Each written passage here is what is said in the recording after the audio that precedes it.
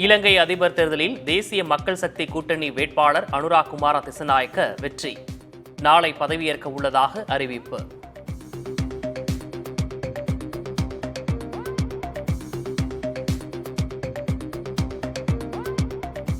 கருப்பை புற்றுநோய் ஒழிப்புக்கு இந்தியா $75 லட்சம் நிதி உதவி.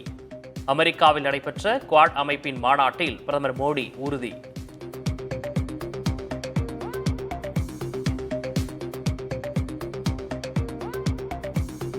வரும் 27ஆம் தேதி டெல்லியில் பிரதமரை சந்திக்கிறார் முதலமைச்சர் ஸ்டாலின்.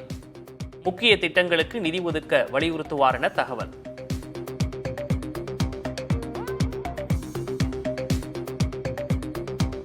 சென்னை கிண்டி ரேஸ் கிளப் நிர்வாகத்திடமிருந்து மீட்கப்பட்ட இடத்தில் அமைகிறது பூங்கா மற்றும் பசுமை வெளி.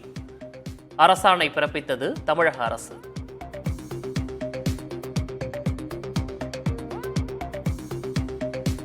ஆம்ஸ்ட்ராங் கொலை வழக்கில் ரவுடி சிசிங் ராஜா கைது. ஆந்திர எல்லையில் பதுங்கியிருந்தவரை சுற்றி வளைத்தது தனிப்படை காவல்துறை.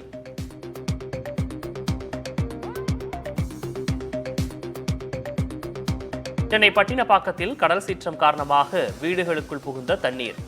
10க்கும் மேற்பட்ட வீடுகள் சேதமடைந்ததால் மக்கள் அவதி.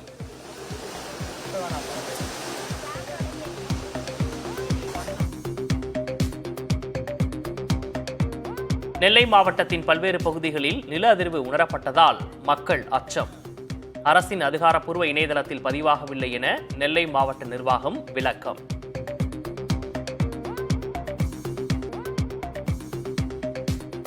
பெங்களூருவில் 30 பாகங்களாக வெட்டப்பட்டு ஃப்ரிட்ஜில் வைக்கப்பட்டிருந்த பெண்ணின் உடல். குற்றவாளியை பிடிக்க 6 தனிப்படைகள் அமைப்பு.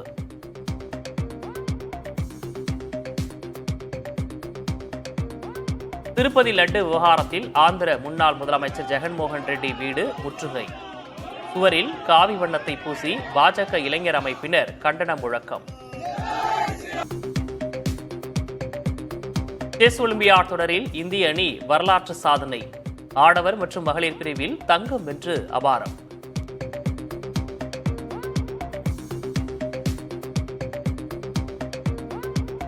வங்கதேசத்துக்கு எதிரான முதல் டெஸ்ட் கிரிக்கெட் போட்டி 280 ரன்கள் வித்தியாசத்தில் இந்திய அணி அபார வெற்றி.